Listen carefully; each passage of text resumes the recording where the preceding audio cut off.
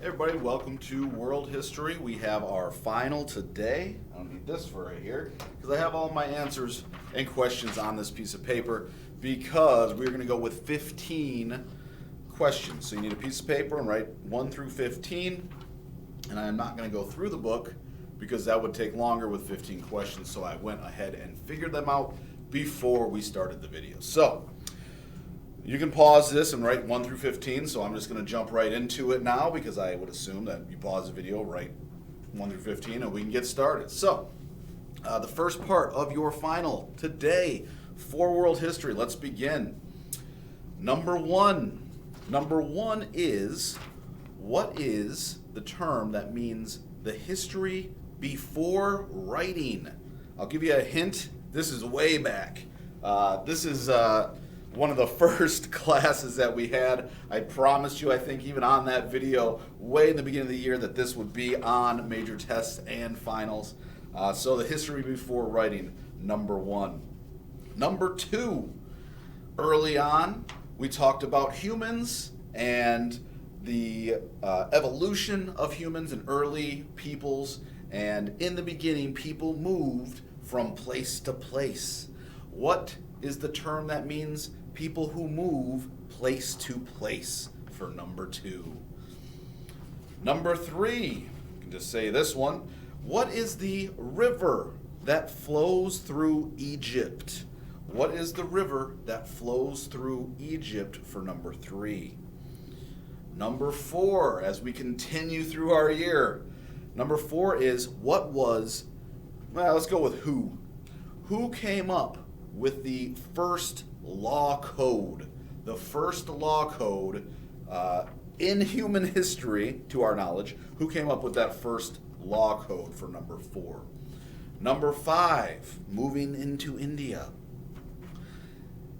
In the Hindu religion, the belief that when you die, your soul is reborn in a new body, that is called what? Your soul is reborn into a new body is called what for number five? Number six, moving on to Greece. In ancient Greece, city-states were called this or these. What is the term for city-states in ancient Greece? Staying in Greece. Number seven is where you would go to find out about the future. So number seven, in ancient Greece, where would you go to find out about the future? Number eight is, moving to Rome, give me one person who was in the first triumvirate. In Rome, the first triumvirate, give me one person who was in that first triumvirate. Number nine. Nine is, what was the name of the prophet in Islam? In the religion of Islam, who is the prophet? Who is that person? Number nine. We'll stay there. We'll stay in Islam. Number 10, how many pillars are in the religion of Islam? How many pillars are there for number 10? Number 11, moving on to feudalism in the Dark Ages. In feudalism, you had a lord and you had vassals, and the lord would give land to the vassals. What was the name of the land itself? The land had a name. It was a piece of land that the lord would give the vassal, and the vassal would then owe allegiance to his lord. Number 12. Number 12 was, staying in the Dark Ages here, what's the best way to put it? A crime against the church was called what? Crime against the church is called what? And I will give you a little bit of leeway here if you use the term that means a person who commits a crime against the church. Both are very similar terms. I mean, just a couple letters different.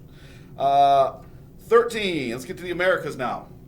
13, Hernan Cortez of Spain came in contact with and defeated this Native American empire that existed in what is now modern-day Mexico, in fact, Mexico City, the capital of Mexico.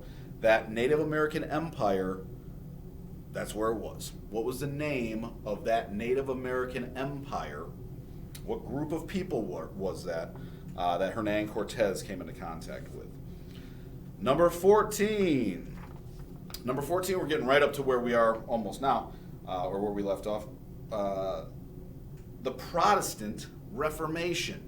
What was the name, or who was the monk that had an issue with the Catholic Church, and he came up with his 95 theses and nailed it to the church door? Who was that man? What was the name of that person? And the last one. Who is credited with being the first explorer to circumnavigate the globe? What was the name of that explorer for your final question, number 15?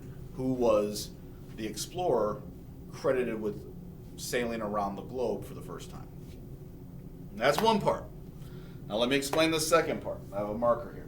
Usually we do a project here where I have papers, we can put booklets together, and you can label things and talk about things. But because we're doing this, I'm going to do something similar but a little bit different. So what you have to do today, there's 15 questions there, and there is 15 dates that I want from you. 15 dates in history that we may have talked about, may not have talked about. This is world history, so it could be something where you find a date about something that happened that maybe we didn't even cover, and that's okay. It does not necessarily have to be an exact date that we talked about, but 15 dates from history. So I don't want to see, May 20th, 2021, or May 25th, or May, from history, from back in history. It could be the 1400s, the 1600s, it could be, the 100s, it could be 1000 BC, it could be whatever date. Find a date, find 15 dates from history, and what you're going to do is you are going to, you're going to tell me what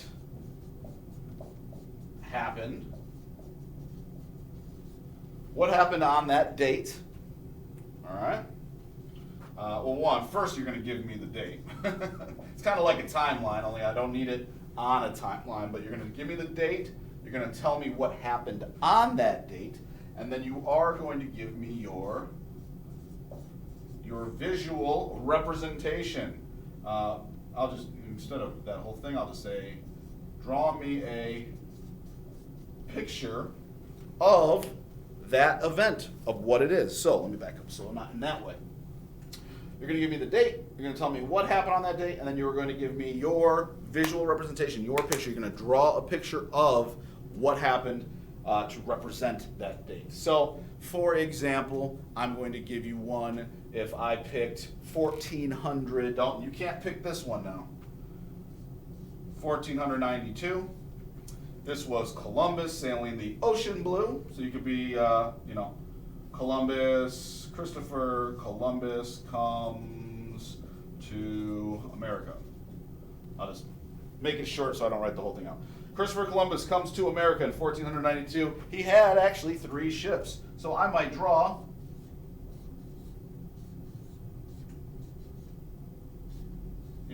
three ships. Look how good I am at drawing.